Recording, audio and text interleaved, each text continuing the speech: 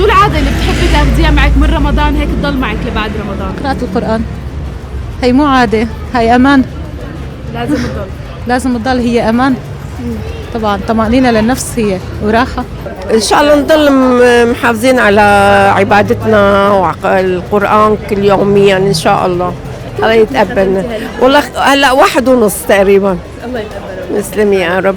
يعني في هيك شغلات يمكن ما بحس فيها غير نحن الشباب اللي قضينا فترة الغربة هي صح. خلال الثورة 13 سنة فقدناها كتير بالخارج طبعا. ففي تفاصيل أنا عم بقدر عيشها وحسها، يعني إنك تنزل هيك على شارع الشعلان تشوف بياع العرقسوس، بياع تمر هندي، الناعم، في تفاصيل هي ما بنلاقيها بولا مكان صراحة. طبعا. يعني الأجواء العشر الأخير برمضان غير كمان قبل العيد أكيد تفرق هون. أكيد لأنه كل الناس نازلة لنفس السبب.